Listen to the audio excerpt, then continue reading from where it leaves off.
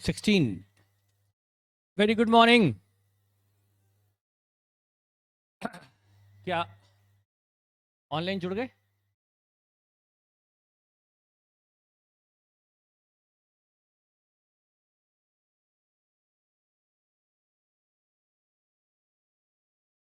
तब तक बेटा, जब तक ऑनलाइन वाले बच्चे कनेक्ट होते हैं और हो ही रहे हैं, तब तक ध्यान रखें। इंदौर में फिर से केसेस बढ़ने लगे हैं, आपको पता है। कल का डेटा 131 का था, इसके पहले 90 प्लस का था, उसके पहले तो कई दिनों से 20, 30, 22, 25 चल रहे थे। नंबर ऑफ डेथ 0 चल रही थी, जो 3 तक पहुंच गई है। तो हमें अभी भी प्रिकॉशन पूरी रखनी है बेटा। हमें कुछ कंडीशन, कुछ नॉर्म्स के साथ हमें परमिशन मिली है क्लासेस ओपन करने की। नंबर 1 तो सिटिंग में डिस्टेंसिंग हो, जो हमारे यहाँ नहीं है। तो हमें कल से क्लासरूम बदलना पड़ेगा, मंडे से, कि हम क्लासरूम ये इसकी वजह नीचे रखेंगे, थोड़ा जो बड़ा क्लासरूम है, ताकि आप वहाँ पर थोड़ा बैठ पाएँ डिस्टेंसिंग से। नंबर 1। और दूसरा बेटा, मास्क। ये मैं डिफ़िकल्ट तो फील करता हूँ कि आप लोग पूरे इतने घंटे मास्क में कैसे बैठ सकते हैं, लेकिन बेटा कम से कम ऐसा कुछ कोशिश करें। देखिए क्या है, यदि हमारी अपनी खुद की भी सेफ्टी सिक्योरिटी मास्क से है, और आपकी खुद की नहीं, आपके फैमिली मेंबर की भी उससे कनेक्टेड है, आपकी भी और आपके फैमिली मेंबर की भी। तीसरा, यदि कोई भी टीम चेकिंग के लिए आती है और बगैर मास्क के देखती है कि बच्चे बगैर मास्क के बैठे हैं, तो बेटा उनको क्लास को बंद करने में 1 मिनट नहीं लगेगा। गवर्नमेंट अथॉरिटी 1 मिनट में क्लासेस को सील कर देगी कि भाई क्लास बंद की जाए, फिर हमको सबको वापस ऑनलाइन पे आना पड़ेगा, जो हम नहीं चाहते। आप जानते हैं ऑफलाइन का क्या कितना वैल्यू है, कितना अच्छा लगता है ऑफलाइन पढ़ने में। तो बेटा मेरा एक आपसे रिक्वेस्ट है कि कोशिश करके, यदि आप, हाँ, बीच में जैसे स्पेशली आपको जैसे मास्क उतारना है, तब तब जब हम कोई डिस्कशन कर रहे हैं, जब आप का बोलने का कुछ रोल नहीं है, तब थोड़ी देर के लिए आप थोड़ा घबराहट हो तो मास्क उतार सकते हैं, तो वो बेटर है, कोई दिक्कत नहीं। लेकिन कोशिश कीजिए मास्क को हमेशा लगाने की। ठीक है बेटा। और आई थिंक टेम्परेचर बराबर आपका एंट्री में चेक होता है, बोलिए। डेली होता है? हाथ आपके सैनिटाइज होते हैं डेली? ओके। अच्छा, आप क्लासरूम को इनके सैनिटाइज करते हैं, इसकी क्लासरूम को क्लास के बाद? लंच के बाद होता है क्या आपका? आप में कोई बच्चे जो जिनको ध्यान हो कि हाँ लंच के जब बीच में यहाँ पर सैनिटाइजेशन होता है, जब आप बीच में यहाँ से नीचे जाते हैं लंच पर, तब यहाँ कुछ बच्चों होता है तब? जब यहाँ लंच टाइम होता है तब सैनिटाइजेशन नहीं होता है? ठीक है,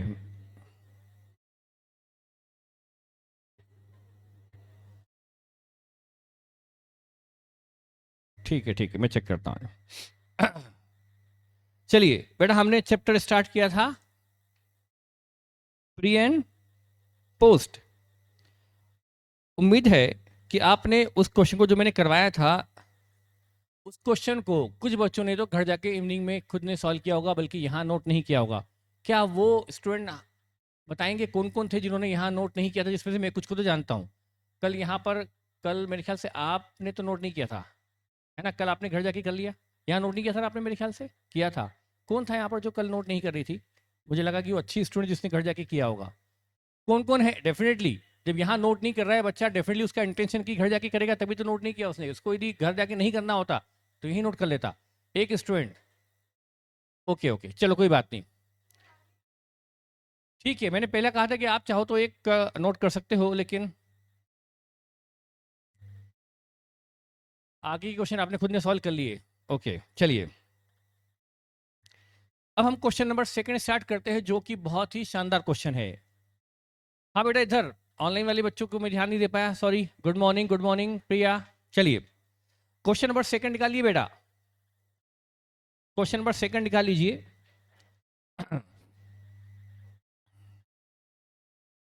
यस जतीन, अदिति, आप स्टार्ट निकाल दिया क्वेश्चन नंबर सेकंड। क्या मैं पढ़ना स्टार्ट कर दूं? Yes yes yes yes. Number 1, a partner of Maitri agency decided to convert the partnership into a private limited company called MA Private Limited with effect from January 1998। एक firm थी मैत्री agency, उसने decide किया, उनके partner ने decide किया कि अब ये बिजनेस जो फर्म में किया जा रहा था उसे फर्म की बजाय कंपनी में किया जाए। उन्होंने एक कंपनी का नाम रखा एमए प्राइवेट लिमिटेड, इस नाम से उन्होंने कंपनी अप्रूव करवा ली। और ये firm convert partnership into A private company called MA with effect from January 98। जनवरी 98 से ये इफेक्टिव हो गया। जनवरी 98 से ये इफेक्टिव हुआ है, डील इफेक्टिव हुई है, कंपनी कहां बनी? तो 1 जनवरी से क्या हुआ है? ये कन्वर्जन इफेक्टिव हुआ है। पर अभी ये नहीं लिखा है कि इस दिन कंपनी रजिस्टर्ड हो गए या इस दिन कंपनी बन गई। तो ये क्या हो गया फिर? कौन सी डेट हो गई? Date of business purchase. इस दिन फर्म ने अपना बिजनेस बेच दिया कंपनी को, और वो कंपनी को जो शायद बनी ना हो। देखते हैं। The consideration was agreed at 1,17,00,000 based on the firm's balance sheet as on 31 December. 31 दिसंबर 97 की बैलेंस शीट थी। बैलेंस शीट को देखते हुए पीसी तय हुआ 1,17,00,000, 1,17,00,000 का पीसी तय हुआ। ठीक है भाई। However, due to some procedural difficulty, the company could be incorporated only on 1st April. कुछ टेक्निकल इशू आने से कंपनी का इनकॉर्पोरेशन 1 अप्रैल को हुआ। जनवरी से डील इफेक्टिव हो गई, लेकिन कंपनी का इनकॉर्पोरेशन 1 अप्रैल को हुआ। तो जनवरी, फेब, मार्च, 3 महीने हो गए प्री इनकॉर्पोरेशन। ठीक है।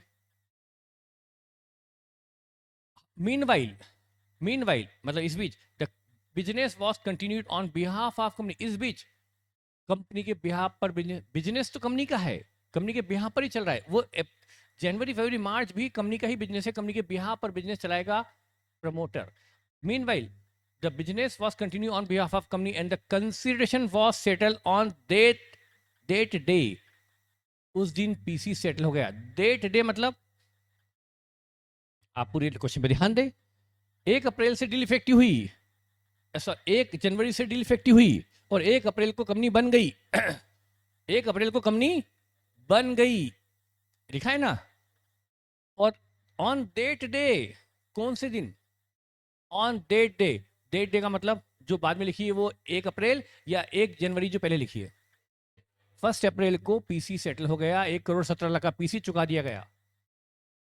तो 1,17,00,000 का पीसी कंपनी बनते ही चुका दिया, 1 अप्रैल को ही पे ऑफ कर दिया। मतलब पीसी कितने दिन ड्यू रहा? कितने मंथ ड्यू रहा? 3 मंथ। वो 3 मंथ कौन से? जनवरी, फेब और मार्च। मतलब यदि इस पर इंटरेस्ट देना पड़ा, कंपनी को इस पर इंटरेस्ट देना पड़ा, तो 3 मंथ का इंटरेस्ट देना पड़ेगा, और वो इंटरेस्ट पूरा का पूरा प्री में आ जाएगा। यस। नेक्स्ट लिखा है the same books of account were continued by the company which closed its book for the first time on 31st March 1999। Company ने वही बुक्स चलाती रही। 1 जनवरी से कंपनी ने बुक्स ली थी, क्योंकि जो बिजनेस बेचने वाला है वो तो 31 दिसंबर की बैलेंस शीट अपनी बनाकर चला गया, बुक्स लेकर चला गया। 1 जनवरी से बिजनेस खरीद लिया कंपनी के बिहाफ पर, प्रमोटर ने कंपनी के लिए। 1 जनवरी से नई बुक स्टार्ट हो गई, और पहली बार बुक जाकर क्लोज हुई है 31 मार्च 1999 को। परचेज कंसिडरेशन कितना है? 1,17,00,000 है। हाँ, अब बताइए ये बुक्स ऑफ अकाउंट कितने मंथ की हो गई? ये बुक्स ऑफ अकाउंट कितने मंथ की हो गई? हाँ, 15 मंथ्स। आदित्य ने जवाब दिया है ऑनलाइन में, सबसे पहले आदित्य और स्नेहा और अनविक ने। 15 महीने की बुक्स हो गई। जनवरी 98 से बुक स्टार्ट हुई, सेम बुक चलती रही, और 31 मार्च 99 को पहली बार बुक क्लोज हुई। मतलब ये हो गया पूरे 15 महीने। क्या बुक्स ऑफ अकाउंट 15 मंथ की हो सकती है? आपने पढ़ा हुआ है कंपनी लॉ में, कितने मंथ तक की हो सकती है? अच्छा, 15 की हो सकती है। ठीक है, आप कंपनी लॉ का मैटर कंपनी लॉ वाले जाने, पर हाँ अलाउड है।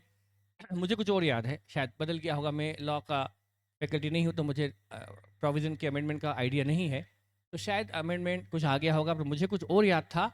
पर हाँ, 15 तो अलाउड है।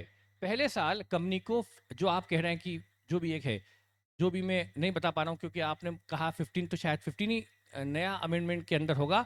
हाँ, पर कंपनी अपनी बुक्स को 12 मंथ से ज़्यादा पीरियड तक एक्सटेंड कर सकती है इन ओनली फर्स्ट ईयर, सिर्फ पहले साल तक। तो जो भी है वो आपका इशू है लॉ का, पर हाँ 15 महीना भी अलाउड है और है, इसमें क्वेश्चन में है। इस 15 मंथ में 3 मंथ तो आ रहे हैं प्री में और 12 मंथ आ रहे हैं। 1 अप्रैल से कंपनी बन गई, 1 अप्रैल से कंपनी बन गई और 31 मार्च को बुक क्लोज हुई, तो 12 मंथ तो कंपनी बनने के बाद के हो गए, और जनवरी फरवरी मार्च कंपनी बनने के पहले का हो गया, तो 3 मंथ प्री के हो गए, 12 मंथ पोस्ट के हो गए, तो टाइम रेशो हो गया 3:12, यानी 1:4 हो गया हमारा ऑर्डिनरी टाइम रेशो। ठीक है भाई, यस। अब उसके बाद सेल दी है 2,34,00,000, सीओजीएस दिया है 1,63,80,000, तो हम इससे निकाल लेंगे gross profit sales less COGS से निकल जाएगा हमारा जीपी। उसके बाद सैलरी दी है, डेप्रिसिएशन दिया है, एडवर्टाइजिंग दिया है, डिस्काउंट दिया है, एमडीज रिम्यूनरेशन दिया है, मिसलेनियस ऑफिस एक्सपेंसेस दिए हैं, और ऑफिस कम शोरूम रेंट दिया है, और इंटरेस्ट भी दिया है, इंटरेस्ट भी दिया है 9,51,00,000, और इसका टोटल एक्सपेंसेस का टोटल है 2,14,83,000 है एक्सपेंस का टोटल। इन्होंने सेल में से एक्सपेंस घटाए तो नेट प्रॉफिट बचा 19,19,17,000 इनका नेट प्रॉफिट है।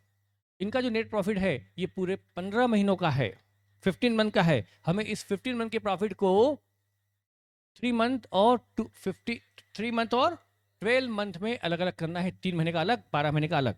ठीक है, अब इधर the company's only borrowing was a loan of 50 lakh at 12% per annum to pay the PC due to the firm. Company's only borrowing was a loan of 50 lakh at 12% per annum to pay the PC. Okay. Company की एक मात्र उधारी है, company ने एक borrowing की है, 50 लाख का लोन लिया है 12% पर, to pay the PC due to the firm, PC को चुकाने के लिए कंपनी ने एक लोन लिया, and for working capital, PC चुकाने और अपने वर्किंग कैपिटल के लिए कंपनी ने एक 50 लाख रुपीस का लोन लिया है। अब क्वेश्चन है डेट ही दी, लोन कब लिया, पर यह दिया है कि ये पीसी को पे ऑफ करने के लिए लोन लिया गया। पीसी किस दिन पे ऑफ किया गया? 1 अप्रैल को। यदि 1 अप्रैल को पीसी चुकाया गया, 1 अप्रैल को पीसी चुकाया गया, क्वेश्चन ने कहा है 1,17,00,000 का परचेस कंसेंट, 1,17,00,000 का पीसी कंपनी ने पे ऑफ किया है 1 अप्रैल को। हमने लिखा था ना on date day, on date day मतलब क्या था? 1 अप्रैल को कंपनी ने पीसी पे ऑफ कर दिया, तो ये लोन भी किस दिन लिया गया होगा? ये तो अंडरस्टूड है। यदि पीसी पे ऑफ किया गया 1 अप्रैल को और उसी पीसी को पे ऑफ करने के लिए लोन लिया गया था, तो डेफिनेटली मतलब वो लोन भी 1 अप्रैल को लिया गया होगा। क्या इसको और एग्जांपल लेके समझाऊं? नहीं समझ में आया तो समझाऊं?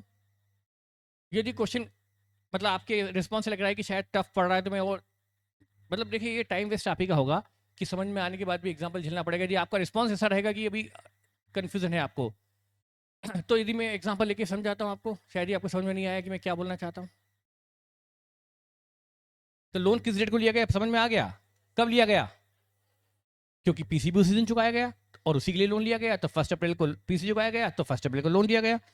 तो इस 50 लाख पर 12% से इंटरेस्ट का मीटर कब से स्टार्ट होगा? 1 अप्रैल से स्टार्ट होगा, तो इसका पूरा का पूरा इंटरेस्ट प्राची ने बता दिया पोस्ट में जाएगा। यस, आदर्श ने बताया कि 1 अप्रैल। तो बेटा ये पूरा का पूरा इंटरेस्ट जो 50 लाख का 12% कितना होता है? 6 लाख। भावना गौतम इसने बताया कितना? 6 लाख। ये 6 लाख पूरा का पूरा कहां जाएगा? पोस्ट में जाएगा। ठीक है। अच्छा, जो ये 951 का इंटरेस्ट दिख रहा है आपको पीएनएल में, पीएनएल में देखिए इंटरेस्ट दिख रहा है 951। ऑनलाइन वाले बच्चे देखो इंटरेस्ट दिख रहा है 951। इस 951 में वो इंटरेस्ट भी 6 लाख वाला भी शामिल होगा, तो इस 6 लाख वाला लोन का इंटरेस्ट पूरा पूरा 951 में शामिल है। तो 951 में से 6 लाख तो पूरा का पूरा पोस्ट में जाएगा, क्योंकि ये लोन ही लिया गया कंपनी बनने के बाद पीसी चुकाने के लिए। 1 अप्रैल को गवर्नमेंट बनी, उसी दिन पीसी चुकाया गया, उसी दिन लोन लिया गया, तो ये पूरा इंटरेस्ट कंपनी बनने के बाद का है। तो ये 6 लाख का पूरा इंटरेस्ट जाएगा कंपनी बनने के बाद पोस्ट पीरियड में। ओके, अब आगे नेक्स्ट पॉइंट, द कंसिडरेशन। अच्छा, the company was able to double the average monthly sale of the firm from 1 April. Company की एवरेज मंथली सेल 1 अप्रैल से डबल हो गई। मतलब यदि कंपनी बनने के पहले सेल्स 1 रुपीज 1 रुपीज 1 रुपीज पर मंथ थी, तो कंपनी बनते ही sale 2 rupees 2 rupees 2 rupees 2 rupees 2 rupees पर मंथ हो गई। ये डेटा काम आएगा, ये इंफॉर्मेशन काम आएगी हमें सेल्स रेशियो निकालने में। और यहां पर तो 1:8 रेशियो निकाल के बता दिया गया। ऋषिता, ऋषिता जिन ने रेशो बताया 1:8, अनविक ने बताया, आप क्या बोलते हैं? 1:8 हमारा क्या आ गया? Sales ratio. ऐसे मेरे बोलने के पहले रेशियो निकलना शुरू कर देना चाहिए। जब मैं क्वेश्चन पढ़ने के साथ साथ ये 2 मिनट की फालतू की बकवास करता हूँ समझाने के लिए, तब तक तो आपको रेशियो निकाल के पटक देना चाहिए। यही आपके माइंड का और टाइम के सही यूटिलाइजेशन है। जल्दी सोचने से एक तो माइंड आपका फर्टाइल होता है, जो दिमाग पर धूल जमी हुई है वो साफ होती है यदि आप माइंड को अप्लाई करना स्टार्ट करते हैं। और टाइम मैनेजमेंट भी इससे आपका डेवलप होता है। जल्दी सोचने और जल्दी कैलकुलेट करने से आपको एग्जामिनेशन में बहुत बड़ा बेनिफिट मिलेगा। तो जो स्टूडेंट अभी पेन लेते हैं जल्दी कैलकुलेशन करने का, उनको डेफिनेटली एग्जाम में बहुत बड़ा बेनिफिट मिलने वाला है। और जो एक स्टूडेंट रिलैक्स, अरे आराम से बैठो, हमारे दोस्त यार हैं, टीचर हैं, वो कैलकुलेशन करेंगे, वो बताएंगे, तब सोच लेंगे ना क्या रेशो है, अभी क्या करना रेशो निकाल के, कौन सी हमने आईसीआई कोई रेशो सबमिट करना है। तो बेटा ऐसा मत करो, फटाफट फटाफट माइंड में कैलकुलेशन स्टार्ट करो, चाहे गलत हो चाहे सही हो, पहले कोशिश तो करो कि जल्दी जल्दी करे और वो भी सही से आगे। तो सेल डबल हो गई from 1 April, average monthly sale double हो गई from 1 April, but the salaries tripled from that date. 1:2, ये भव्या और ईशा इन्होंने बता दिया 1:12। आपका भी 1:12 आ गया। हाँ, इसी क्विक होना चाहिए, ये सैलरी का रेशियो निकल गया। टेंशन मत लो, मैं करवाऊंगा। पर हमारे जो अच्छे बच्चे हैं जो फटाफट कैलकुलेशन करते हैं, उन्होंने रेशियो निकाल दिया 1:12। सैलरी यदि 1 रुपीज पर मंथ थी प्री पीरियड में, कंपनी बनते ही वो सैलरी 3 रुपीज पर मंथ हो गई। कंपनी ने अपना बिजनेस बढ़ा लिया, उसके लिए एम्प्लॉय बढ़ा लिए होंगे, सैलरी बढ़ा दी होगी, जो भी है स्टाफ बढ़ा दिया होगा, तो सैलरी पर मंथ यदि 1 रुपीज थी प्री पीरियड में, 3 महीने यदि 1 रुपीज पर मंथ थी, तो पोस्ट पीरियड के 12 महीनों में सैलरी यदि प्री पीरियड में 1 रुपीज पर मंथ थी तो 3 महीनों की 3 रुपया, और पोस्ट पीरियड के 12 महीनों में, पोस्ट पीरियड के 12 मंथ में 3 रुपीज पर मंथ से 36। तो ये रेशियो निकल जाएगा 1:12। उसके बाद ठीक है, it had to occupy additional space from 1 July 98 for which rent was 30,000 per month. Company ने एक नया प्रीमाइसिस किराए पे लिया 1 जुलाई को। 1 जुलाई मतलब अप्रैल, अप्रैल में कंपनी बन गई, अप्रैल के बाद मई जून जुलाई, जुलाई में कंपनी ने एक प्रीमाइसिस नया किराए पे लिया 30,000 रुपये महीने पर। तो ये किराया कब कब से लगना शुरू हुआ? कंपनी बनने के बाद। तो ये पूरा का पूरा रेंट न्यू प्रीमाइसिस का, ये पूरा का पूरा रेंट न्यू प्रीमाइसिस का जाएगा पोस्ट में। 270 आ रहा है क्या? इधर आया प्रतीक्षा ने बताया 270 रेंट है क्या? 30,000 पर मंथ से गिनो रेंट फ्रॉम जुलाई, जुलाई अगस्त सितंबर अक्टूबर नवंबर दिसंबर जनवरी फरवरी मार्च, 9 महीने, 30,000 रुपया पर मंथ इंटू 9 मंथ, 270 का रेंट पूरा पूरा पोस्ट में गया। रेंट कितना दिया है क्वेश्चन ने? 720 का रेंट दिया है क्वेश्चन ने। इस 720 के रेंट में से 270 का रेंट तो न्यू प्रीमाइसेस का है, और न्यू प्रीमाइसेस का रेंट पूरा का पूरा पोस्ट में जाने वाला है। बचा रेंट 450, 270 पूरा पोस्ट में गया, बचा रेंट कितना? 450। ये रेंट है ओल्ड प्रीमाइसेस का, तो ये जाएगा, ये 15 महीने का है। ये जो ओल्ड प्रीमाइसेस है ये रेंट 15 महीने का है। ये 3:12, 3 महीने प्री में 12 महीने पोस्ट में, 1:4 के टाइम रेशियो में डिस्ट्रीब्यूट होगा वो बचा हुआ रेंट। ये हमने कोई पहली बार नहीं देखा, बल्कि हम इसके एग्जाम्पल बेसिक में देख चुके हैं। Next, prepare a P&L in a columnar from apportioning cost and revenue between pre-incorporation and post-incorporation. Also suggest how the pre-incorporation profit are to be dealt with. Pre वाले प्रॉफिट को हम company law में कैसे deal करते हैं वो note लगाना है, वो थियोरेटिकल क्वेश्चन हो गया। प्रॉफिट को कैसे डील करते हैं ये क्वेश्चन ने पूछा है, वो हम लास्ट में 2 लाइन लिख के आ जाएंगे कि जो प्री वाला प्रॉफिट है एज पर कंपनी से कि डिविडेंड के लिए अवेलेबल नहीं है, इसलिए इसे हमें कैपिटल रिजर्व में ट्रांसफर करना होगा। ये हमें एक लास्ट में लिखना है। तो आई थिंक इसमें अब कुछ समझाने का तो है नहीं, फटाफट शुरू कर देते हैं। इसमें मैं शुरू तो कर रहा हूं, बहुत ही अच्छा क्वेश्चन है, एग्जाम में कई बार आ चुका है, कई बार, मुझे लगता है 4-5 बार तो ये क्वेश्चन आ गया होगा। फेवरेट क्वेश्चन है एग्जामिनर का, क्योंकि इसमें सारे पॉइंट कवर, मतलब काफी कुछ चीजें कवर होती है। ठीक है, कवर हुआ है ना, हमें तो करना है। तो चलिए हम शुरू करते हैं। शुरू करो। अब 2 कैटेगरी बन जाएगी क्लास में बच्चों की, एक नोट करने वाले, एक और एक न नोट करने वाले। जो भी स्टूडेंट 90+ का टारगेट रखते हैं, तो सिर्फ टारगेट रखने से कुछ नहीं होता, उसके लिए एफर्ट्स करने पड़ेंगे। डिसाइड तो करना सभी के लिए आसान है कि 90+ लाऊंगा, कौन सोचता है? बोले सभी, हम तो सब सोचते तो 100 का है। पर बेटा पहली बात तो इतना ऊंचा सोचो मत जो पॉसिबल नहीं है। सोचो कि 90 प्लस ला सकते हैं, और उसके बाद उसके लिए एफर्ट क्या करना है, लिखना बंद कर दो क्लास में, लिखना बंद कर दो, क्वेश्चन को समझ लिया। अच्छा बताइए ईमानदारी से, ये ओवर कॉन्फिडेंस नहीं, झूठ नहीं, हम यहाँ पर जो अपनी जो एकेडमी है ये शिक्षा का मंदिर होता है, इसलिए हम यहाँ पर कभी गलत और झूठ मैं आपसे एक्सपेक्ट नहीं करूंगा। कितने बच्चों को लगता है ईमानदारी से कि ये क्वेश्चन वो अब घर पर इजीली मैनेज कर सकते हैं? अभी बताइए इतने बच्चे घर पर इजीली मैनेज कर सकते हैं, तो फिर मैं क्यों इधर से मैं बेटा इधर से भी हाँ मी करके बहुत सारे बच्चे आ रहे कर सकते हैं। मी मिस अब यही बोलेंगे ना, वो क्या बोलेंगे, आप ऑनलाइन में होते तो क्या बोलते, पूरा लिखते क्या, और कैसे, अभी तो आपने हाथ खड़ा कर दिया, अब ये बच्चे कैसे हाथ खड़ा करेंगे, तो ये लिखेंगे नहीं। बेवजह की पंगा लेते हो उन बच्चों से। चलो तो इसका मतलब मैं करवा तो रहा हूं, तो मैं क्या करूं, मैं स्पीड वो मेंटेन करूं कि आपको देखिए बेटा, जब हमारे क्लास के 80% बच्चे बोल रहे हैं हम कर सकते हैं, उसके बाद भी मैं करवा रहा हूं, तो फिर मेरी स्पीड अच्छी होना चाहिए करवाने की, ताकि आपका टाइम वेस्ट ना हो। तो जो बच्चे अभी जिनको लगता है कि सर ये क्वेश्चन आपको करवाना चाहिए, मैं करवा रहा हूं उनके लिए, पर बेटा वो क्या करेंगे, जब मैं पीडीएफ भेजूंगा उसमें से नोट कर लेना।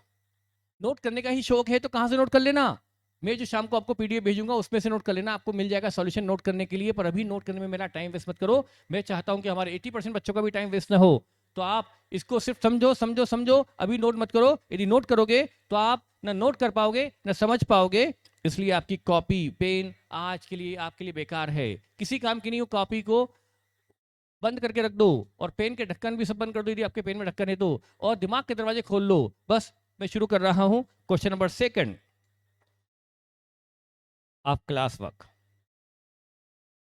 सारे अच्छे बच्चे सिर्फ क्वेश्चन में ध्यान देंगे, मेरी स्पीड अच्छी रहेगी। देखिए बेटा कोर्स बहुत ज्यादा है, हमें कोर्स टाइम पे कंप्लीट करना है, ताकि आपको नंबर ऑफ रिवीजन आपके अधिक से अधिक हो, नंबर ऑफ टेस्ट अधिक से अधिक हो, और नंबर ऑफ मॉक टेस्ट अधिक से अधिक हो, तभी हमारा रिजल्ट एक्सपेक्टेशन से बियॉन्ड जा सकता है। तो मैं वर्किंग नोट नंबर 1 से स्टार्ट कर रहा हूं। वर्किंग नोट नंबर 1 हमारा होता है हमेशा टाइम रेशो। हमने निकाला टाइम रेशो, इसमें हमने लिखा प्री और लिखा पोस्ट। यहां लिखे मैंने number of month, number of month. बेटा प्री में 3 महीने हो रहे हैं, जनवरी फरवरी और मार्च। जनवरी से बिजनेस खरीद लिया और 1 अप्रैल को कंपनी बन गई, और इधर 1 अप्रैल से कंपनी बनी, अप्रैल से कंपनी बनी है 1 अप्रैल से, और 31 मार्च में जाके बुक क्लोज हुई है, तो 12 महीने पोस्ट में आ रहे हैं। तो रेशो हो गया, रेशो हो गया 1:4। ये हमारा टाइम रेशो हो गया। वर्किंग नोट नंबर 2, अब इसको नोट करने की कोई जल्दबाजी न करे, ये आपको जिसको नोट करने का बहुत शौक है उसको भी पीडीएफ मिल जाएगा, घर बैठ के आराम से नोट कर लेना। फिर हम निकालेंगे सेल्स रेशो, यहां है प्री, यहां है पोस्ट, यहां पर नंबर ऑफ मंथ 3 है, यहां नंबर ऑफ मंथ 12 है। अच्छा ये मैं एज्यूम करता हूं sales per month, sales per month assume की मैंने eight the rate of 1 per month. यदि प्री में थी तो 1 अप्रैल से सेल डबल हो गई। क्वेश्चन ने लिखा है कि 1 अप्रैल से sale per month average monthly sale double from 1 April. यदि 1 अप्रैल डबल हो गई तो यहां सेल पर मंथ 2 रुपीज हो गई, इधर 3 महीना उधर 12 महीना, इधर 3 मंथ में 1 रुपीज पर मंथ से सेल हुई 3 रुपीज, और इधर 12 मंथ में 2 रुपीज पर मंथ से सेल हुई 24। तो ये आ गया सेल्स। इस रेशियो को और शॉर्ट किया जाए 1:8, ये आ गया सेल्स रेशियो। इसमें मेरे समझाने का कुछ है नहीं। Working note number 3, working number 3 हम किसका बना लें, सैलरी का। सैलरी के लिए निकाल लिया रेशो, इधर प्री इधर पोस्ट। कुछ बच्चे सोच रहे हैं कि हम थोड़ा स्मार्ट बन जाएं, और पूरी क्लास जो बैठी है वो नोट नहीं कर रही है, उसको हम बताते हुए कुछ बोलते हुए कि भाई तुम बेवकूफ हो, हम देखो कि स्मार्ट है कि हम समझ भी रहे हो, नोट भी कर रहे हैं, कुछ बच्चे नोट कर रहे हैं, पर मैं उनको कहूंगा कि वो गलती कर रहे हैं, ऐसा ना करें, रिक्वेस्ट है, थोड़ी मेहनत की आदत डालें। बेटा यहाँ मैं लिखता हूँ salary per month, salary per month eight the rate of, बेटा सैलरी पर मंथ अप्रैल से ट्रिपल हो गई। यदि मैं इधर सैलरी पर मंथ 1 रुपीज लूँ प्री पीरियड में, तो पोस्ट में 1 अप्रैल से सैलरी ट्रिपल हो गई, 3 रुपीज पर मंथ सैलरी होगी। 3 महीने 1 रुपीज पर मंथ रहे, मतलब 3 रुपीज सैलरी रही, और 12 मंथ उन 12 महीनों में सैलरी ₹3 पर मंथ हो गई, मतलब 12 महीने की सैलरी क्या हो गई? 36 हो गई। तो 1:12 हो रहा है। 1:12 आपका आ गया रेशो फॉर सैलरी। आपको सैलरी को इस रेशो में डिस्ट्रीब्यूट करना है। बेटा जितना समझने में ध्यान दोगे आपको घर जाके फिर उतना ही फायदा मिलेगा। आप घर जाके क्वेश्चन को फिर से बगैर देखे सॉल्व करना। ठीक है, working note number 4, rent. Rent बेटा रेंट ऐसा करते हैं, इधर लिखते हैं प्री पीरियड, इधर लिखते हैं पोस्ट। इसमें एक काम करो, rent of new premises, rent of new premises, rent of new premises बेटा 30,000 पर मंथ है। ये रेंट शुरू है फ्रॉम 1 जुलाई, जुलाई, अगस्त, सितंबर, अक्टूबर, नवंबर, दिसंबर, जनवरी, फरवरी, मार्च,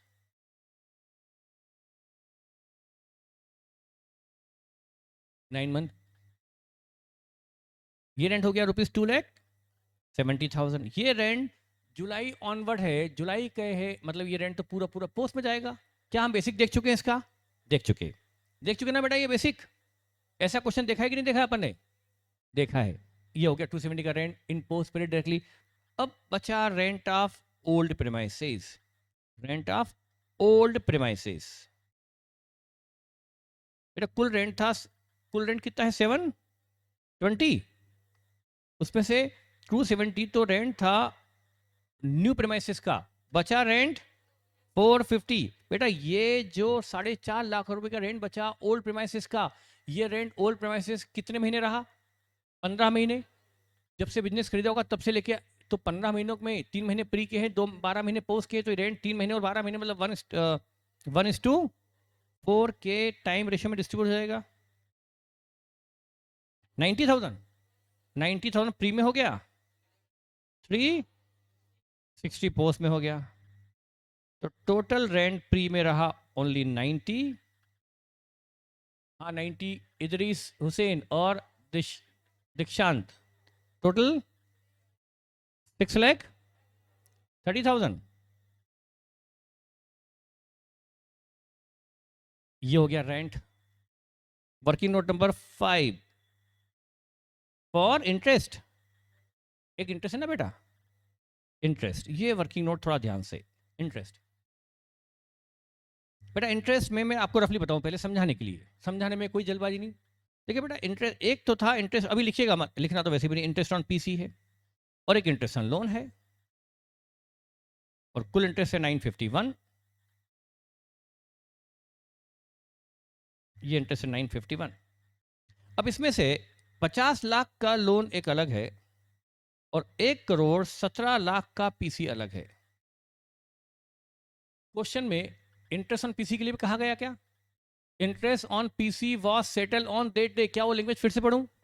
बेटा आप एक बार फिर से भले चाहे क्वेश्चन में पढ़ो, आप एक बार क्वेश्चन में फिर से पढ़ लो। ये इंटरेस्ट ऑन पीसी के लिए क्या बोल रहे हैं कि पीसी, पहले ध्यान दो बेटा, 1 जनवरी 98 से बिजनेस परचेस कर लिया गया, और 1 अप्रैल 98 को इनकॉर्पोरेशन हुआ।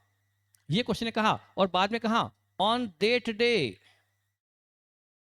PC was discharge. क्या लिखा है?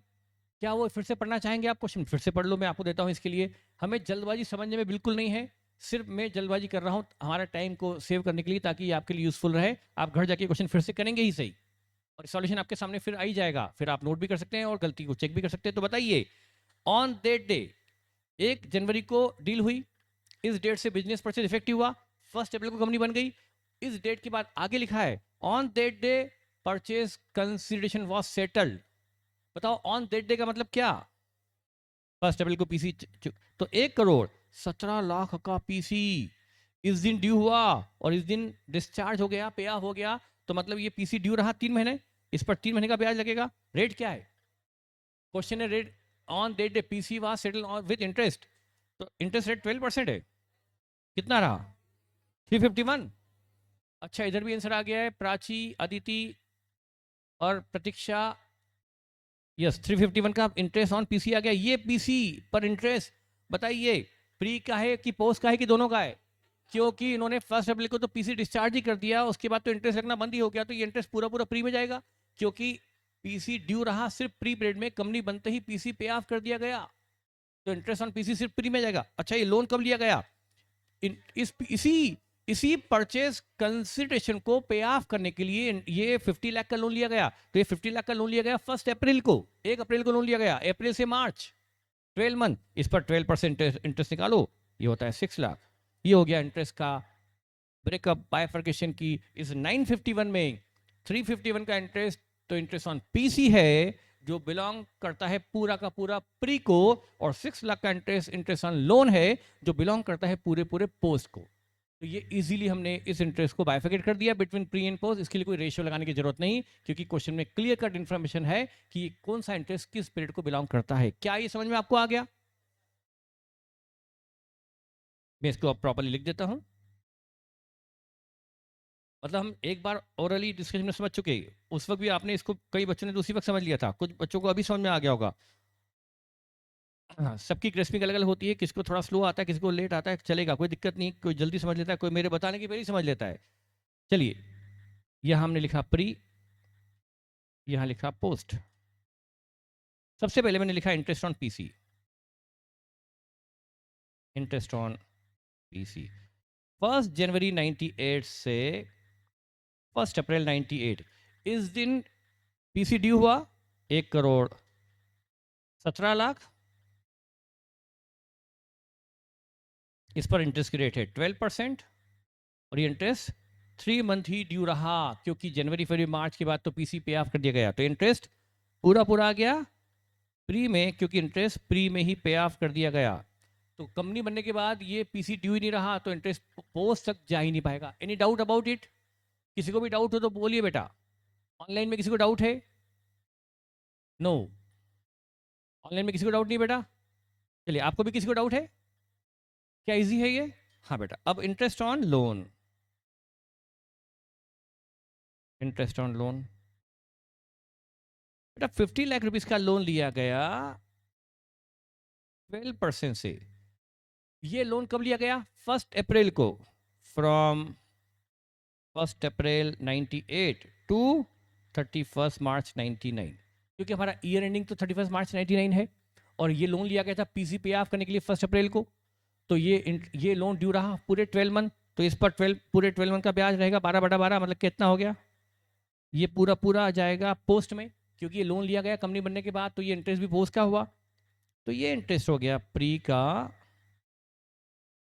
और ये इंटरेस्ट हो गया पोस्ट का। ठीक है, वर्किंग नोट खत्म। और कोई वर्किंग नोट बनता है क्या? हाँ, working note number 7। Yes yes बेटा, आपने अच्छा दिलाया। वर्किंग नोट नंबर 7 बना लें जीपी के लिए। Yes yes, GP combined trading की जरूरत क्या? ये क्या बनाओ कंबाइंड ट्रेडिंग, इसको जीपी कंबाइंड ट्रेडिंग बना लिया अपने, इसके लिए बना लिया ट्रेडिंग अकाउंट। आपको शौक है तो बनाओ, कोई दिक्कत नहीं। सेल्स 2 करोड़ 34 लाख, इधर 2 COGS 1 करोड़ 1 करोड़ 63 लाख। ये जीपी आ गया।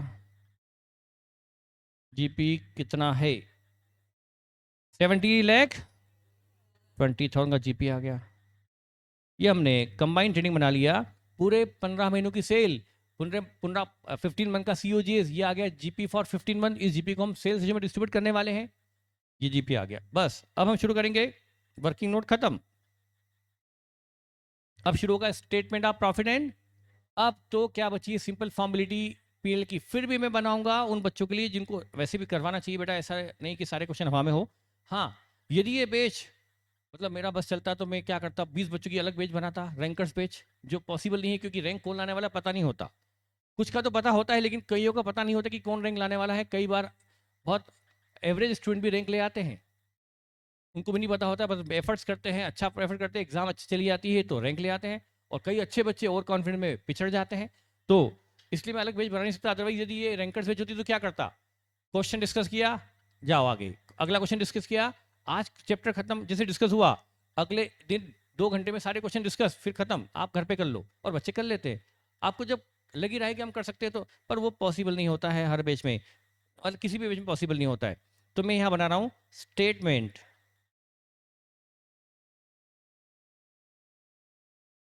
Statement of profit and loss. Of A में private limited from 1 January 98 to 31 March 99, ये हो रहे हैं 15 मंथ। और पहले साल, सिर्फ पहले साल कंपनी को अलाउड होता है कि वो अपने अकाउंटिंग ईयर को मोर देन 12 मंथ तक एक्सटेंड कर सकती है। ये सिर्फ पहले साल होता है, उसके बाद उसको हमेशा अपने अकाउंट ईयरली बेसिस पर क्लोज करने होंगे। सिलेबस से बेटा जल्दी कंप्लीट होगा, कोई दिक्कत नहीं। चलिए अब यहाँ पर पर्टिकुलर, बस मैं क्या कर रहा हूँ, आपको लिखने का टाइम नहीं दे रहा हूँ, तो वैसे ही मेरी स्पीड अच्छी खासी हुई, इससे ज़्यादा जल्दी की जरूरत नहीं है, बहुत ही इतनी जल्दी है।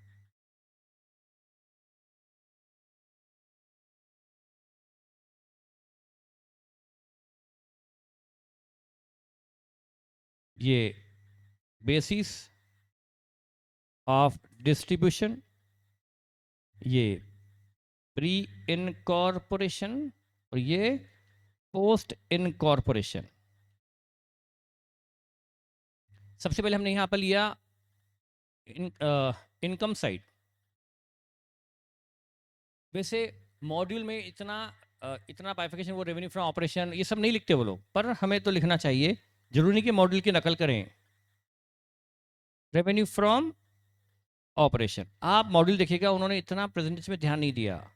इसमें हमारा जीपी आ जाएगा, इन सेल्स रेशो 1:8।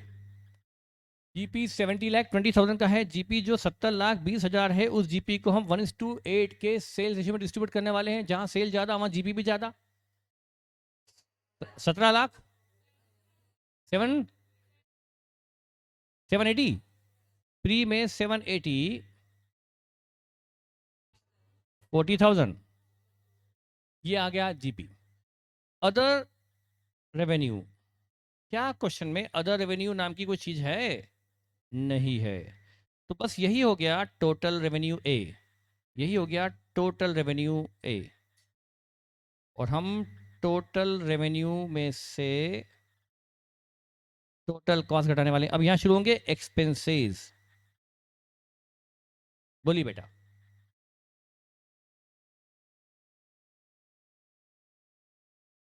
नहीं होता, सेल को भी बांटो सेल रेशो में, और सीओ जिसको भी बांट दो सेल रेशो में, तो भी वही होता। तभी कैसे फर्क हो रहा है ना बेटा, सेम तो रहेगा आंसर। पर ऐसा क्यों करेंगे हम? हाँ बोलिए। कौन सा बेटा? इंटरेस्ट बेटा 951 है ना, इंटरेस्ट 951 है, और बाहर उसका टोटल है। इंटरेस्ट 951 है, और बाहर जो है ना उन सारी कॉस्ट का, सैलरी रेंट सबका टोटल है, और टोटल सेल से टोटल कॉस्ट घटा के प्रॉफिट निकाला उन्होंने, तो वो इंटरेस्ट नहीं बेटा, इंटरेस्ट तो 951 है। ठीक है। एक्सपेंसेस में सबसे पहले क्वेश्चन ने क्या दिया? सैलरी। सैलरी के लिए वर्किंग नोट नंबर 3 था, रेशियो 1:12। सैलरी के लिए वर्किंग नोट नंबर 3 में रेशियो निकाला था ना, कौन सा रेशियो था भूल गए? हाँ, वर्किंग नंबर 3 में रेशियो था 1:12। रेंट का वर्किंग नंबर 4 में था। हाँ, तो सैलरी के लिए रेशियो 1:12। कितनी सैलरी प्री में आई? 90,000 प्री में, 1080 की सैलरी पोस्ट में, 90 और 1080। ऑनलाइन वाले बच्चे भी बड़े एक्टिव हैं, सब बराबर कैलकुलेशन फटाफट करके दे रहे हैं। चलो अगला है रेंट, अगला डेप्रिसिएशन है। डेप्रिसिएशन, इसको हम डिस्ट्रीब्यूट करेंगे टाइम रेशो 1:4 के टाइम रेशो में।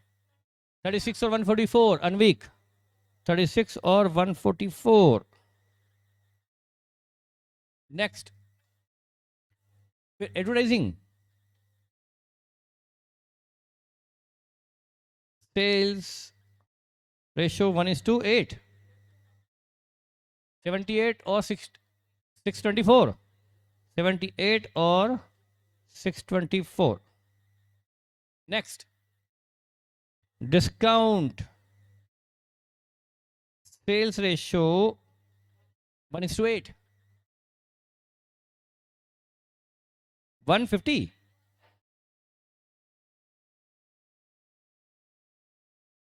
ये तो बता रहे कुछ और ही, 78,000 और 624। अच्छा 130, हाँ सॉरी सॉरी 130 और 1040, ये डिस्काउंट है ना।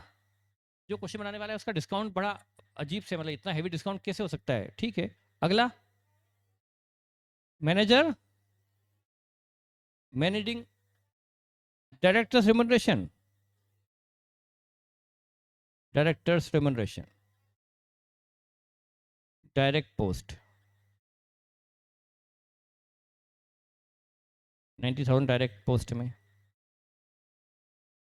Miscellaneous office expenses, time ratio 1:4, 24,090। Next, office cum showroom expenses, rent, office rent लिख दें तो भी चलेगा। इसका हमारा वर्किंग नोट नंबर 4 बना हुआ है। वर्किंग नोट नंबर 4 में हमने रेंट निकाल रखा है 90 और 630। वर्किंग नोट नंबर 4 में 90 और 630 रेंट हमने निकाल रखा है। 90 और 630 वर्किंग नोट नंबर 630। इंटरेस्ट हमने निकाल रखा है वर्किंग नंबर 5 में। 351 प्री का है, ये इंटरेस्ट ऑन पीसी था, और 6 लाख इंटरेस्ट ऑन लोन था। बस इसको हम कहेंगे टोटल बी। एक्सपेंसेस का टोटल करेंगे टोटल बी।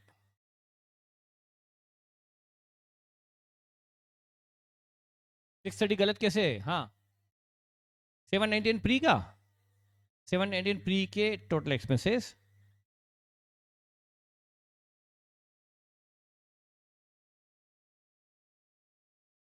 चेक करते हैं एक बार, मुझे इस पर थोड़ा डाउट है। 790 इंटू प्री का हुआ, पोस्ट का टोटल क्या है? 43 लाख, 43 लाख 4 ही है।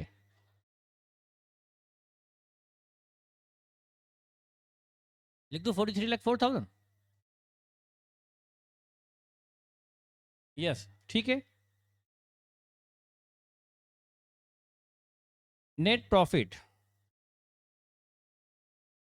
ए माइनस बी, जीपी में से, रेवेन्यू में से। अच्छा ये था 780 का टोटल इनकम, और जो 62 लाख 40 की टोटल इनकम, इसमें से टोटल एक्सपेंस घटा दिए। टोटल इनकम से टोटल एक्सपेंस घटाए तो यहाँ 19 का लॉस आया। लॉस ब्रैकेट में कर दो, लॉस है तो ब्रैकेट में कर दो। और इधर 20 लाख, 19 लाख 36 का प्रॉफिट आ गया।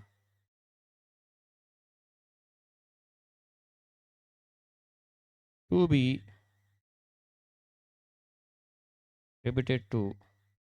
अच्छा ये उन्होंने सोल्यूशन दी, इसकी जरूरत ही नहीं, बस ये लॉस निकाल के छोड़ दो। उन्होंने नीचे पूछा है ना कमेंट, क्या करेंगे इसका? ये हो गया प्री इनकॉर्पोरेशन लॉस, बस। अब उन्होंने पूछा है थ्योरी में कि आप बताइए कि क्या ट्रीटमेंट होता है प्री इनकॉर्पोरेशन प्रॉफिट का, पूछा है। तो अब उन्होंने ट्रीटमेंट पूछा है प्रॉफिट का, तो हम क्या लॉस का भी लिख के आए या सिर्फ प्रॉफिट का लिख के आए? उन्होंने पूछा है सिर्फ ट्रीटमेंट ऑफ प्रॉफिट। थ्योरी पढ़िए, क्या लिखा है last line? Treatment, treatment of pre incorporation profit.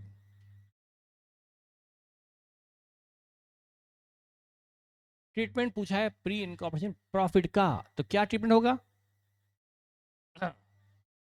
इसका ट्रीटमेंट होगा as per companies act 2013, this profit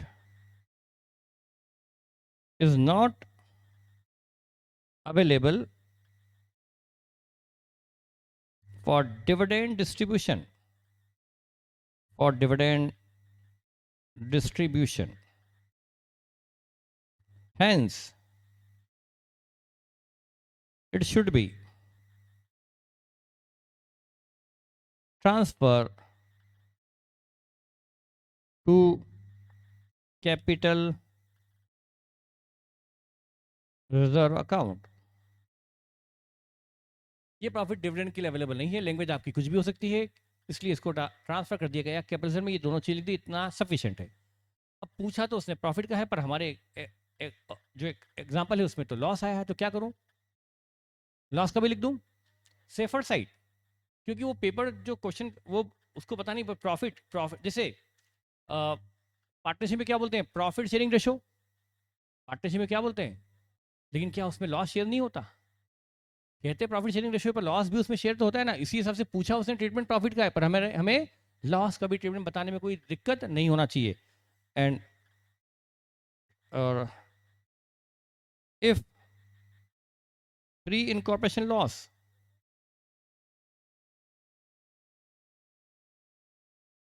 तो क्या करेंगे? या तो इसे कहाँ डेबिट कर दो, ये प्री इनकॉर्पोरेशन लॉस का मैंने ट्रीटमेंट बताया था आपको शायद लॉजिक से। ये प्री मतलब कंपनी के बनने के पहले का लॉस। ये लॉस किस वजह से हुआ? बिजनेस खरीदा इसलिए हुआ। ये कंपनी को लॉस किस वजह से हुआ? कंपनी ने अपने बनने के पहले ही बिजनेस खरीद लिया, तो ये बिजनेस परचेज लॉस है। और बिजनेस परचेज, ये बिजनेस लॉस नहीं है, ये बिजनेस परचेज लॉस माना गया, इसलिए इसको कहां डेबिट कर दिया जाए? गुडविल में। तो debit it to goodwill account, debit it to goodwill. और बेटा गुडविल भी तो फ्यूचर में राइट ऑफ होगी प्रॉफिट एंड लॉस से, धीरे धीरे धीरे गुडविल भी राइट ऑफ हो जाएगी पीएनएल से। अल्टीमेटली गुडविल राइट ऑफ कहां से होगी? कंपनी के फ्यूचर प्रॉफिट से। तो ultimately loss.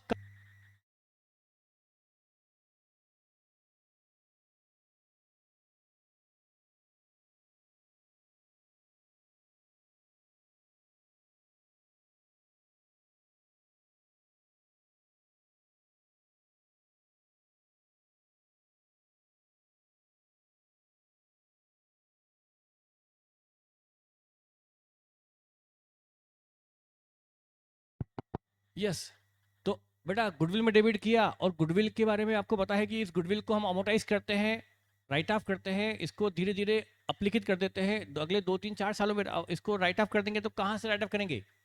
Profit and loss से। तो अल्टीमेटली ये प्री इनकॉर्पोरेशन लॉस फ्यूचर के प्रॉफिट से, लॉस फ्यूचर के प्रॉफिट से सेट ऑफ हो गया। वो चाहे गुडविल के नाम से हो या प्री इनकॉर्पोरेशन लॉस के नाम से भी हो। तो या तो ये है debit it to goodwill account, और debit it to pre incorporation loss account. Goodwill में डेबिट करोगे तो बैलेंस शीट की असेट साइड में दिखाई देगा, ये गुडविल के हेड में अंडर इनटेंजिबल असेट। और यदि आप प्री इनकॉर्पोरेशन लॉस में डेबिट करोगे तो ये डेबिट बैलेंस हो गया। लॉस का बैलेंस हमेशा डेबिट होता है, तो इस डेबिट बैलेंस को हम कहाँ शो करेंगे? गुडविल में डेबिट करते तो असेट में आता, पर यदि प्री इनकॉर्पोरेशन लॉस में डेबिट किया तो लॉस का बैलेंस डेबिट होता है। फिर ये डेबिट बैलेंस कहाँ दिखाई देगा? बैलेंस शीट की असेट साइड में या लाइबिलिटी साइड में रिजर्व सरप्लस से लेस कर देंगे। क्या बताया था प्री इनकॉर्पोरेशन लॉस को? मैंने आपको एक बार बताया था कि इसको क्या करो। अच्छा चलो छोड़ो, बैलेंस शीट तक मत जाओ, क्योंकि हमें उतना अभी बैलेंस शीट का ज़्यादा आइडिया नहीं है, तो बैलेंस शीट तक मत जाओ। पर जो स्टूडेंट की ग्रेस्पिंग अच्छी है वो समझ ले। गुडविल में डेबिट किया तो कहाँ गया? इंटेंजिबल असेट में। एग्जाम में तो आपको करना नहीं है अभी, ये तो हमारे नॉलेज के लिए, जो बच्चे इंटेलिजेंट हैं या ग्रेस्पिंग जिनकी अच्छी है वो समझ सकते हैं। या फिर इसको कहाँ डेबिट कर दो? प्री इनकॉर्पोरेशन लॉस में। ये डेबिट बैलेंस है या क्रेडिट बैलेंस? और डेबिट बैलेंस या तो असेट में आता है या लाइबिलिटी में से लेस होता है। डेबिट बैलेंस है तो असेट में से ऐड करो या लाइबिलिटी में से। तो यहाँ कहाँ लिखाएंगे इसको? असेट साइड में दिखाएंगे इस प्री इनकॉर्पोरेशन लॉस को। क्या ये कोई असेट है? तो फिर असेट साइड में दिखाना उतना ठीक नहीं, फिर क्या करेंगे? रिजर्व एंड सरप्लस में इसको नेगेटिव दिखा देंगे। तो इससे क्या होगा? रिजर्व सरप्लस में से लेस होकर दिखाई देगा। और फ्यूचर में इस लॉस से हम क्या करेंगे? धीरे धीरे धीरे इसको पीएनएल से सेट अप करते जाएंगे। अल्टीमेटली ये प्रॉफिट से सेट अप हो जाएगा और एक दिन ही खत्म हो जाएगा। ये मैंने बता दिया ट्रीटमेंट, क्योंकि कुछ स्टूडेंट डिजर्व करते हैं ये explanation till and solution. Otherwise examination में तो आपका प्रॉफिट भी बता के आना काफी था। चलो ये क्वेश्चन हो गया खत्म। आई डोंट थिंक कि इसमें किसी को कोई अब डाउट बचा होगा। चलिए अब आइए इस क्वेश्चन के बाद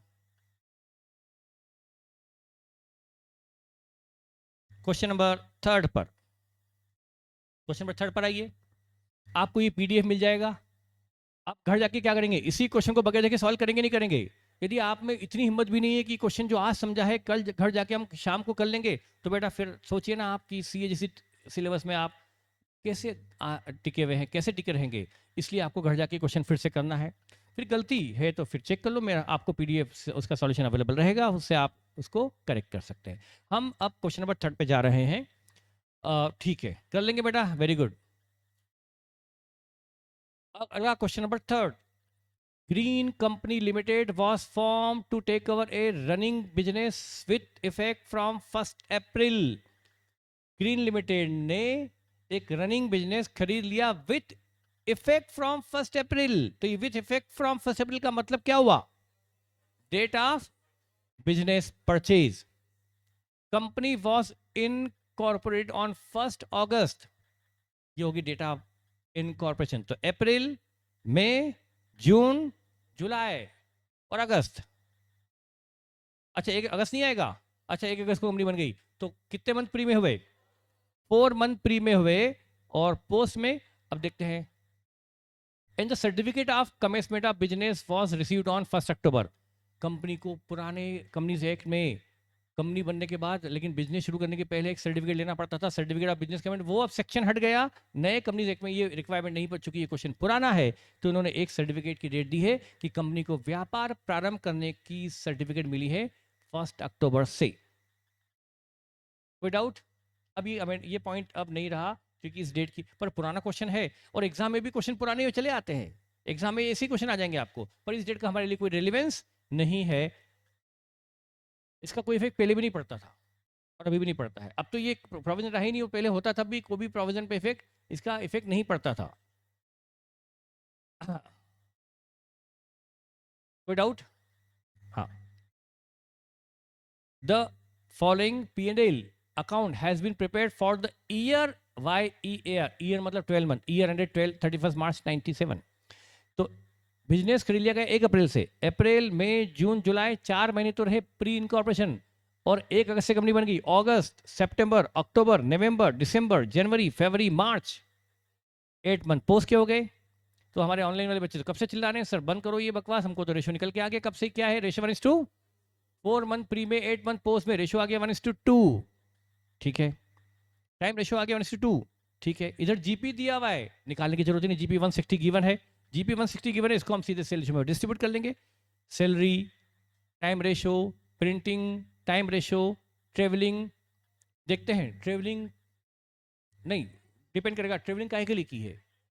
यदि ये ट्रेवलिंग सेल्समैन कर रहा है, सेल्समैन कर रहा है, डोर टू डोर जा रहा है, ऑर्डर दो, ऑर्डर दो, ऑर्डर दो, ऑर्डर दो, इस गांव गया, इस गांव गया, यहाँ सिटी गया, भाई ऑर्डर लाओ, ऑर्डर लाओ, तो फिर ये सेल्समैन की ट्रेवलिंग एक्सपेंसेस सेल्स रेशियो में डिस्ट्रीब्यूट होगी।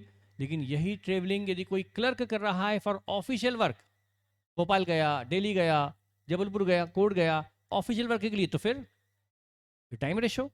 तो देखते हैं ये ट्रेवलिंग किसने की है, एडमिनिस्ट्रेटिव ऑफिसर ने या सेल्स ऑफिसर ने, सेल्स स्टाफ ने। देखते हैं ये किसने की।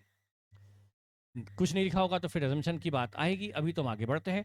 एडवर्टीजमेंट का generally sale ratio, miscellaneous trade expenses, नाम ट्रेड एक्सपेंसेस है लेकिन है ये general office expenses, shop expenses, sundry expenses.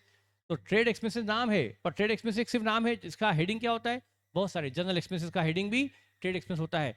तो लगता है ट्रेड मतलब सेल, बिल्कुल लगता है ट्रेड मतलब सेल, लेकिन यहां पर मैंने आपको एक दिन समझाया था, trading expenses, trade expenses, general expenses, office expenses, sundry expenses, miscellaneous expenses, administration expenses, establishment expenses, सबका मतलब एक ही है। जब किसी एक्सपेंस का कोई छोटे छोटे खर्चे होते हैं, उनके लिए अलग अलग हेड नहीं बनाते हुए एक जनरल हेड डाल देते हैं, और वो छोटे बड़े खर्चे तो आ, हर महीने होते रहते हैं। तो वो है ट्रेड एक्सपेंसेस, एक जनरल हेड है जिसमें छोटे बड़े सारे खर्चे को डाल दिया गया है। तो ये टाइम रेशो। रेंट देखते हैं time ratio, electricity charges time ratio, director fees, post, bad debt sale ratio, commission to selling agent sale ratio, audit fees देखते हैं। कुछ नहीं कहा था, ऑडिट फीस को हम ऑडिट, कंपनी ऑडिट माने या टैक्स ऑडिट माने? बेटा टैक्स ऑडिट तो तभी होता है जब टर्नओवर करोड़ में हो, लेकिन कंपनी ऑडिट तो होता ही है, चाहे कंपनी पिद्दी सी हो, छोटी सी हो, उसमें कोई ट्रांजेक्शन नहीं हुआ हो साल भर, तो भी उसका कंपनी ऑडिट तो होगा, क्योंकि बगैर कंपनी सीए की सिग्नेचर के बैलेंस शीट और P&L आरओसी को सबमिट ही नहीं हो सकते, तो इसलिए कंपनी ऑडिट तो हुआ ही होगा, तो हम अज्यूम कर लेंगे ये कंपनी ऑडिट है। फिर डिवेंचर इंटरेस्ट पोस्ट में, interest paid to vendor, vendor मतलब बिजनेस बेचने वाला, इंटरेस्ट पेड टू वेंडर का मतलब होता है बिजनेस बेचने वाला, और बिजनेस बेचने वाले को ब्याज क्यों देंगे? बिजनेस बेचने वाले ने हमें कोई लोन थोड़ा दिया, उसको ब्याज क्यों देंगे?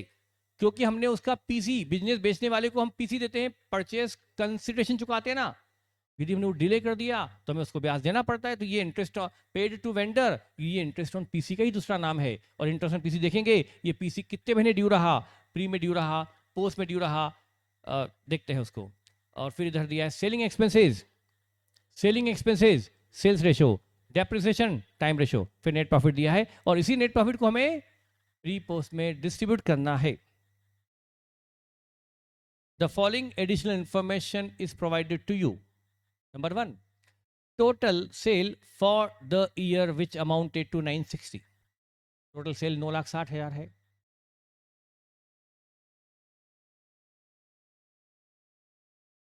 ऑनलाइन में भी कोई रिप्लाई नहीं, और इससे इससे दिमाग में एक बात आई, आदर्श क्या, एनीबडी?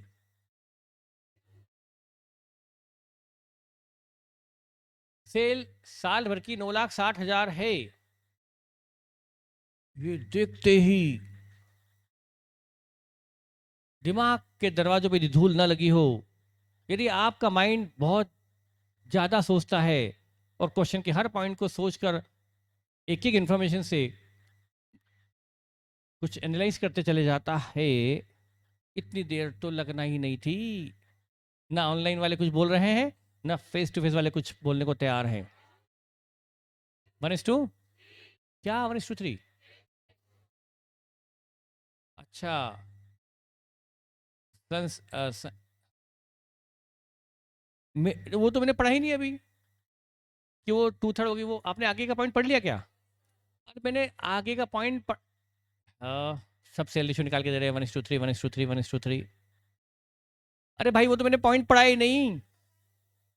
हाँ? बताना क्या है भाई, ये टीचर कैसा है, बेवजह हमारे 1 मिनट बर्बाद कर दिए। ये बस वो चुपचाप बैठा है, भाई बताओ बताओ, अरे कुछ पूछा हो तो बताएं। आह, अब बताऊं,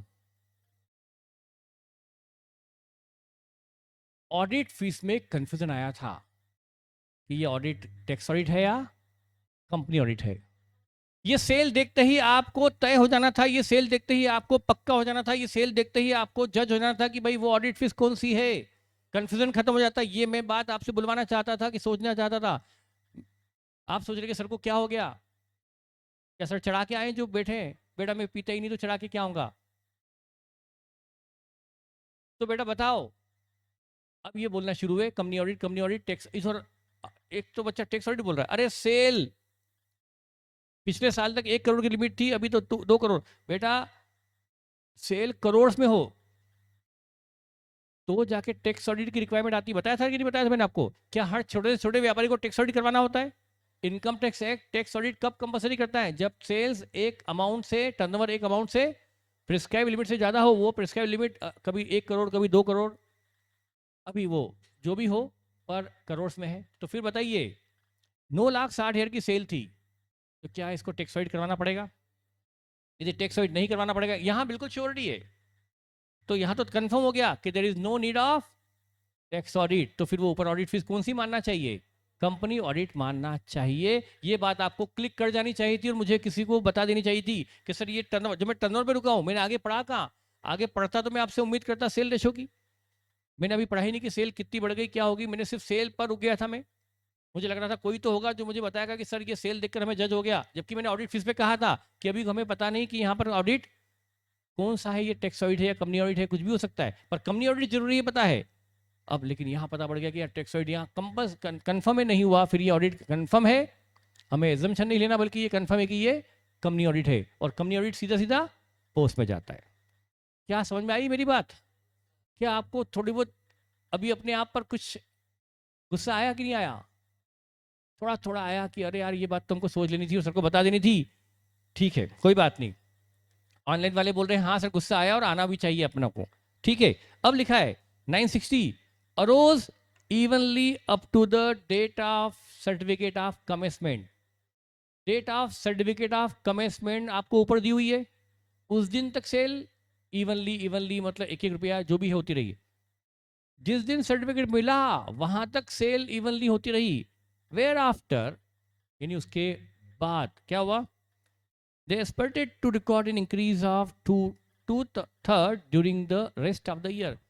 जैसे ही सर्टिफिकेट मिला, सर्टिफिकेट मिलने के बाद सेल्स 2/3 से बढ़ गई और फिर पूरे साल भर रेस्ट ऑफ द पीरियड में 2/3 बढ़ी हुई रही। क्या मैंने ऐसा कैसा एग्जांपल लिया था बेसिक में? क्या सेम टू सेम 2/3 वाला पॉइंट एक बेसिक एग्जाम्पल में आया कि नहीं आया था? और जो मैंने आपको बेसिक क्वेश्चन दिए थे उसमें भी आया होगा। तो यानी जिस दिन सर्टिफिकेट मिला उस दिन तक सेल पर मंथ क्या एज्यूम करूं मैं, 1 रुपीज या 3 रुपीज? 3 रुपीज एज्यूम करने से मेरा आंसर राउंड में आएगा। आप करने को तो कुछ भी कर सकते हो, पर 3 रुपीज एज्यूम करोगे तो राउंड में आएगा। तो हमारी सेल पर मंथ 3 थी up to the date of certificate of commitment. उसके बाद 3 रुपीज का 2/3, 3 रुपीज का 2/3, 3 रुपीज का 2/3 करने में 2 रुपया होता है। 2 रुपये से बढ़कर 5 रुपीज पर मंथ हो गई, ठीक है। ये हम निकालेंगे, टेंशन लो, ये तो मैंने आपको जस्ट समझाया है। इससे क्या निकल जाएगा, हमारा सेल्स रेशियो निकल जाएगा। तो इस पॉइंट ने हमें कितनी इंफॉर्मेशन दी? इस पॉइंट ने हमें इंफॉर्मेशन एक दी या दो दी? दो दी। एक तो ऑडिट फीस के लिए श्योरिटी हो गई कि ये कंपनी ऑडिट है, और दूसरा इससे सेल्स रेशियो निकल जाने वाला है। Yes, rent of office building was paid at the rate of 1000 per month up to September and thereafter it was increase by 200 per month. पहले रेंट 1000 रुपया महीना था और बाद में रेंट 200 रुपया पर मंथ से बढ़कर कितना हो गया, 1200 रुपया, 1200 पर मंथ हो गया। इससे तो रेंट इजीली अलग अलग हो जाएगा। इससे तो हम प्री में मंथ कौन कौन से थे, अप्रैल मई जून जुलाई, अप्रैल मई जून जुलाई, यहां तक रेंट कितना था, 1000 पर मंथ। तो प्री का रेंट कितना हो गया, 4000। तो बचा हुआ पोस्ट का आप निकालने की जरूरत ही क्या बची, जब प्री का 4000 हो गया तो रिमेनिंग निकालने की जरूरत नहीं, निकालोगे तो भी आंसर सेम ही आना चाहिए। तो पोस्ट का रेंट, इस तरह से आप रेंट को भी प्री पोस्ट में बाइफिकेट कर सकते हो। फिर travelling expenses, travelling expenses include ₹2400 towards, travelling expenses include 2400 towards sales promotion. Travelling expense हमारे हैं 8400, 8400 में से 2400 सेल्स प्रमोशन के लिए हैं। यदि 2400 के ट्रेवलिंग की गई है सेल्स बढ़ाने के लिए, तो 2400 के ट्रेवलिंग एक्सपेंसेस को हम सेल्स रेशियो में डिस्ट्रीब्यूट कर देंगे, और बचे हुए ट्रेवलिंग एक्सपेंसेस 6000 को, बचे हुए 6000 को क्या मानेंगे कि क्या वो भी सेल बढ़ाने के लिए है? जब 2400 सेल बढ़ाने के लिए है, ये क्लियर कट लिखा है, मतलब रिमेनिंग 6000 सेल के लिए नहीं है। तो रिमेनिंग होंगे for other official work, other administrative work. तो उस रिमेनिंग 6000 को हम टाइम रेशियो में डिस्ट्रीब्यूट कर देंगे। तो 2400 should be in sales ratio and remaining in time ratio. Next है depreciation include ₹300 for assets acquired in post incorporation period. 300 रुपये का डेप्रिसिएशन ऐसा है जो asset acquired in post incorporation period, ये उस असेट पर है जो पोस्ट पीरियड में खरीदी गई। यदि ये असेट पोस्ट पीरियड में खरीदी गई तो इसका 300 रुपये डेप्रिसिएशन पूरा पूरा पोस्ट में जाएगा। तो कुल डेप्रिसिएशन 4800 है। 4800 में से 300 तो पूरा पूरा पोस्ट में, क्योंकि वो न्यू असेट का है और वो नई असेट पोस्ट पीरियड में ली गई। बचा हुआ 4500, बचा हुआ 4500 का डेप्रिसिएशन ओल्ड असेट का है, और ओल्ड असेट का डेप्रिसिएशन ऑर्डिनरी टाइम रेशियो में डिस्ट्रीब्यूट हो जाएगा। यस, पीसी, अच्छा ऊपर था ना इंटरेस्ट टू वेंडर, ये था ना इंटरेस्ट टू वेंडर 2100, ये इंटरेस्ट ऑन पीसी तो था, वेंडर को पीसी पर दिया गया ब्याज डिले के लिए, उसके लिए पॉइंट क्या है, वो इंटरेस्ट हमारा टोटल है 2100, ये 2100 का टोटल इंटरेस्ट है। Purchase consideration was discharge by company on 30 सितंबर। अच्छा 30, अच्छा 30 सितंबर डेट तो लिखी हुई है, 30 सितंबर को पीसी डिस्चार्ज कर दिया गया। मतलब बिजनेस कब खरीदा गया था? 1 अप्रैल 96। पीसी यहां से ड्यू हो गया और 38 सितंबर 96 को पीसी डिस्चार्ज भी हो गया। कंपनी ने पीसी इस दिन डिस्चार्ज कर दिया। कितने मंथ हो रहे हैं? अप्रैल, मई, जून, जुलाई, अगस्त, सितंबर, 6 मंथ। 6 मंथ का डिले हो रहा है बेटा। इस 6 मंथ में कंपनी कब बन गई थी? 1 अगस्त 96 को। तो कितने मंथ हो रहे हैं यहाँ तक? 4 मंथ प्री में और 2 मंथ पोस्ट में। कुल interest to vendor, interest to vendor जो 2100 दिया गया, ये 2100 इंटरेस्ट दिया गया, ये 6 महीने का है, क्योंकि पीसी में डिले भी 6 महीने का है। यस, तो हमें इस इंटरेस्ट को 2:1 के टाइम रेशियो में बांटना चाहिए। 4 महीने का इंटरेस्ट प्री का है, 2 महीने का इंटरेस्ट पोस्ट का है, तो हमारा रेशियो आ गया 2:1। ये स्पेशल टाइम रेशियो में इंटरेस्ट बांट देंगे। Prepare profit and loss account in a columnar form showing distinctly the allocation of profit between pre-incorporation and post-incorporation period, indicating the basis of allocation regarding each item। Her item का आपको basis दिखाना है, वो तो हम वैसे भी दिखाते हैं। यस, ये हमने क्वेश्चन डिस्कस कर लिया, ठीक है।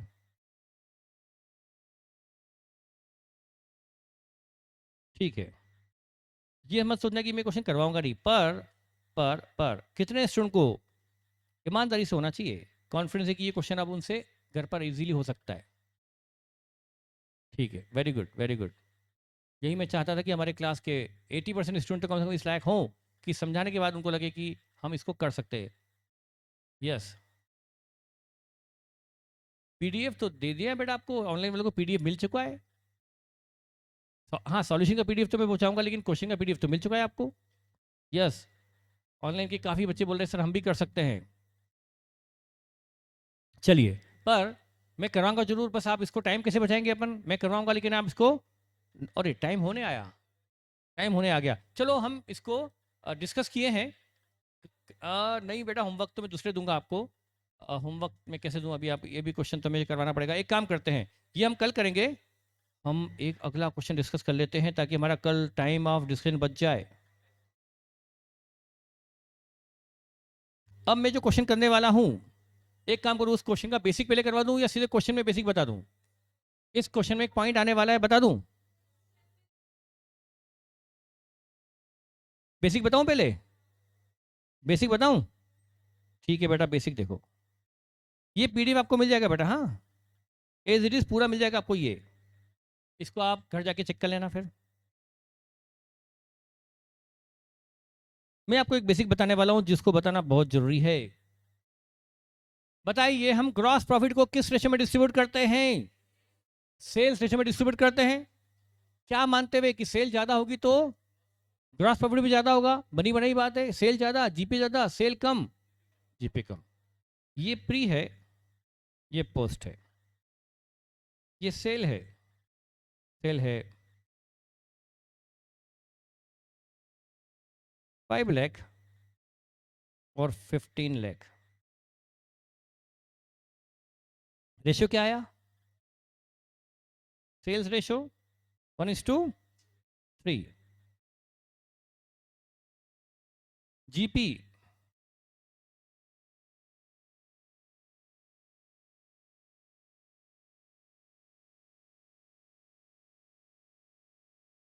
जीपी 3 लाख है। बताइए इस जीपी को हम किस रेशियो में डिस्ट्रीब्यूट करते हैं? जीपी 3 लाख है, किस रेशियो में डिस्ट्रीब्यूट करते हैं? 1:3। कितना जीपी प्री में आएगा? 75,000 और इधर 220।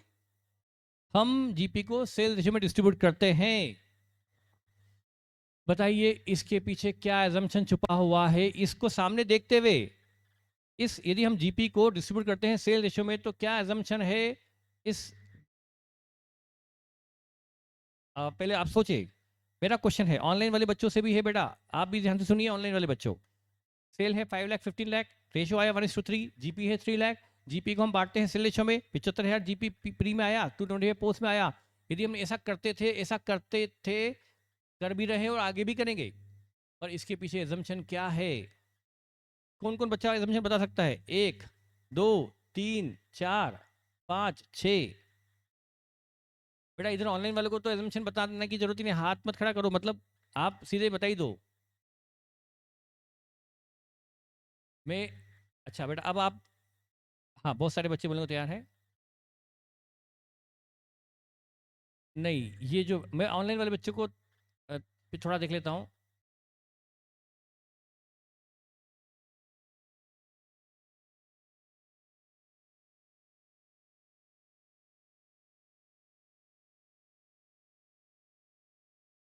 एक एजम्पशन छिपा है इसके पीछे, मैं बात एजम्पशन की कर रहा हूँ।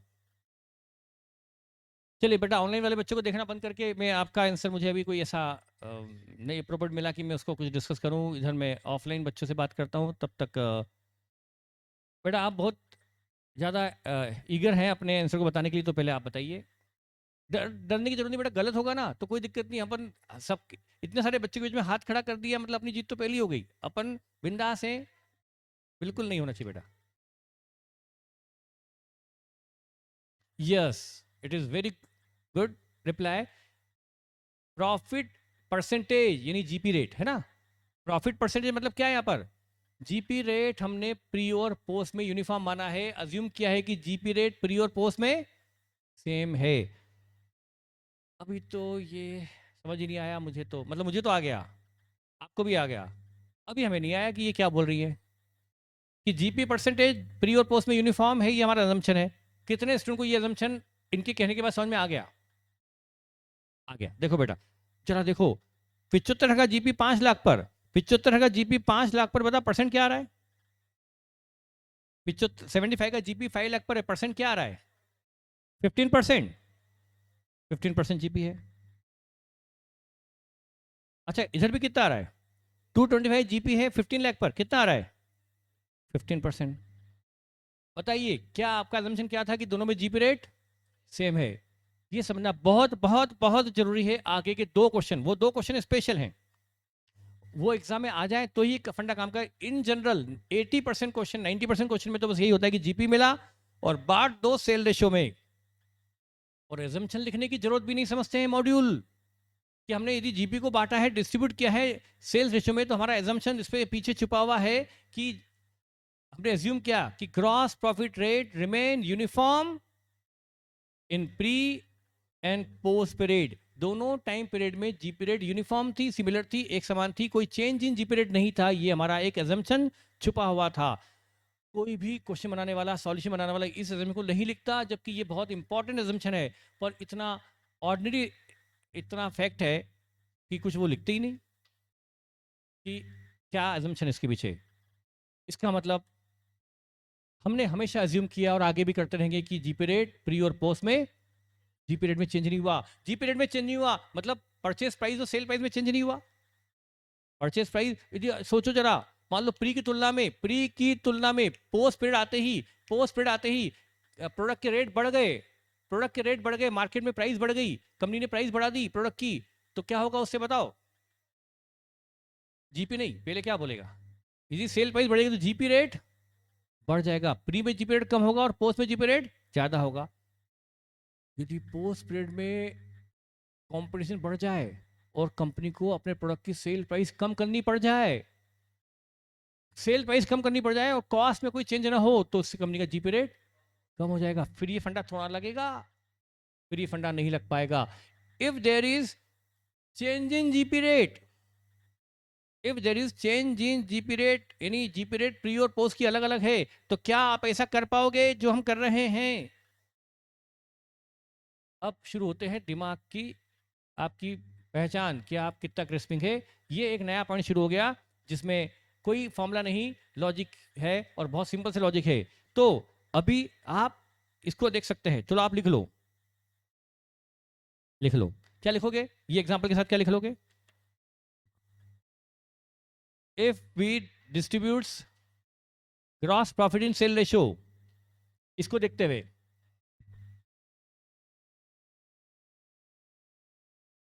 आप ऐसा लिखो, इसको ये परसेंट मत लिखो अभी।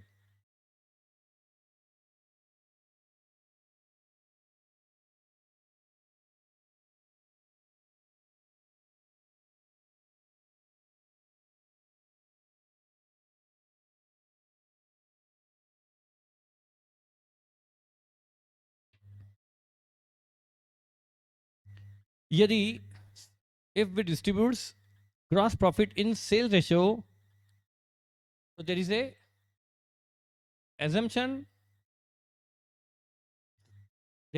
that gross profit rate remains same, in pre and post period। Gross profit rate remain same in pre and post. यानी आप अपने हिसाब से लिख लो, ये फंडा मैंने बता दिया, आप अपनी अपनी लैंग्वेज में लिखो ताकि आपको समझ में अच्छे से आए। GP rate uniform in pre and post, GP rate similar in pre and post. यदि हमने माना है कि यदि हम जीपी को बांटते हैं सेल रेशो में, तो हम अज्यूम करते हैं कि जीपी रेट प्री और पोस्ट में सेम रही है। अपने अपने हिसाब से लिख लो, जो फ्यूचर में आप इसको पढ़कर समझ पाओ वो वैसा लिख लो। बोलिए। हाँ बोल सकते हैं, कोई दिक्कत नहीं बेटा।